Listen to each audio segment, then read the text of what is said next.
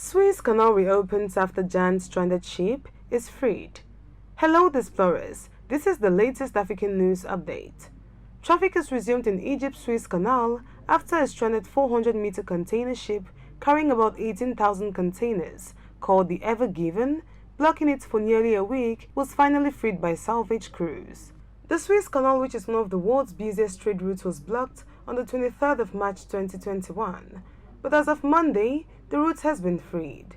A flotilla of tugboats, helped by the tide, wrenched the skyscraper-sized evergreen container ship from the canal's sandy bank, where it had been firmly lodged since March 23rd. The tugs blared their horns in jubilation as they guided the evergreen ship through the water, after days of futility that had captivated the world, drawing scrutiny and social media ridicule. "We pulled it off," said Peter Berezovsky, CEO of Boskalis, the salvage firm hired to extract the Ever Given ship. "I am excited to announce that our team of experts, working in close collaboration with the Suez Canal Authority, successfully refloated the Evergreen, thereby making free passage through the Suez Canal possible again."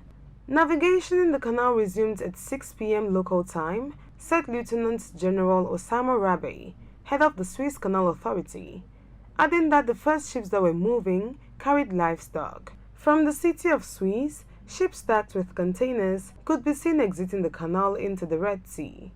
At least 113 of over 420 vessels that had waited for the ship to be freed are expected to cross the canal by Tuesday morning, Rabe added at a news conference. Analysts expect it could take at least another 10 days to clear the log on either end. The Ever Given sailed to the Great Bitter Lake, a wide stretch of water halfway between the north and south ends of the canal, for inspection, said Evergreen Marine Corp, a Taiwan-based shipping company that operates the ship. Buffeted by a sandstorm, the Ever Given had crashed into a bank of a single-lane stretch of the canal, about 6 kilometers, that is 3.7 miles, north of the southern entrance, near the city of Suez. That created a massive traffic jam that held up $9 billion a day in global trade and strained supply chains already burdened by the coronavirus pandemic. Rabe said an investigation would determine why the Ever Given got stuck, and he estimated daily losses to the canal of between $12 million to $15 million. "The Suez Canal is not guilty of what happened. We are the ones who suffered damage," he said. At least 367 vessels carrying everything from crude oil to cattle had backed up to wait traverse the canal. Dozens of others have taken the long alternate route around the Cape of Good Hope at Africa's southern tip, a 5,000-kilometer, that is 3,100 miles detour that cost ships hundreds of thousands of dollars in fuel and other costs. The canal is a source of national pride and crucial revenue for Egypt, and President Abdel Fattah el-Sisi praised Monday's event after days of silence about the blockage. "Egyptians have succeeded in ending the crisis," he wrote on Facebook, despite the massive technical complexity. In the village of Amr, which overlooks the canal, residents cheered as the vessel moved along. Many scrambled to get a closer look, while others mockingly waved goodbye to the departing ship from their fields of clover. "Mission accomplished," villager Abdallah Ramadan said. "The whole world is relieved." The U.S. Embassy in Cairo tweeted its congratulations to Egypt. The breakthrough followed days of immense effort with an elite salvage team from the Netherlands. Tugboats pushed and pulled to budge the behemoth from the shore. Their work buoyed by high tide at dawn Monday that led to the vessel's partial refloating. Specialized dredgers dug out the stern and vacuumed sand and mud from beneath the bow.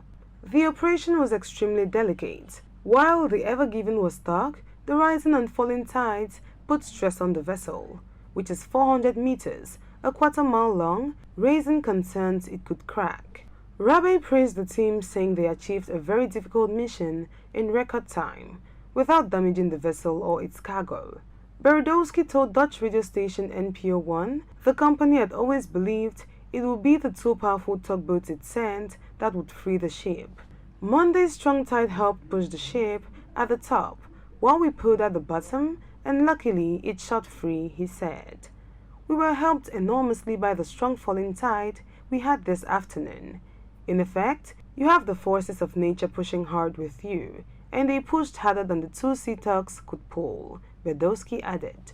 The crew on the tugs was euphoric, but there also was a tense moment when the huge ship was floating free. So then you have to get it under control very quickly with the tugs around it, so that it doesn't push itself back into the other side of the canal, he said. Jubilant workers on the tugboat sailing with the Ever Given chanted, Mash R number 1, referring to the dredger that was worked around the vessel. The dredger is named the Mash R Ahmed Mash R, assigned to run the canal with others when it was nationalized in 1956 by President Gamal Abdel Nasser. Once the Ever Given is inspected in Great Bitter Lake, officials will decide whether the Panama-flagged Japanese-owned ship hauling goods from Asia to Europe would continue to its original destination of Rotterdam or head to another port for repairs. The crisis cast a spotlight on the vital trade route that carries over 10% of global trade, including 7% of world oil. Over 19,000 ships ferrying Chinese-made consumer goods and millions of barrels of oil and liquefied natural gas flow through the artery from the Middle East and Asia to Europe and North America. The unprecedented shutdown, which raised fears of extended delays, goods shortages, and rising costs for consumers, has prompted new questions about the shipping industry, an on-demand supplier for a world under pressure from the pandemic. We've gone to this fragile just-in-time shipping that we saw absolutely break down in the beginning of COVID, said Captain John Conrad, the founder and CEO of shipping news website gcaptain.com. We used to have big fat warehouses in all the countries where the factories bought supplies. Now these floating ships are the warehouse. International trade expert Jeffrey Bergstrand predicted only a minor and transitionary effect on prices of U.S. imports. Since most of the imports blocked over the last week are heading to Europe, U.S. consumers will likely see little effect on prices of U.S. imports, except to the extent that intermediate products of U.S. final goods are made in Europe, said Bergstrand, professor of finance at the University of Notre Dame Mendoza College of Business. Thanks for watching this video, and don't forget to subscribe and stay tuned for more African news updates.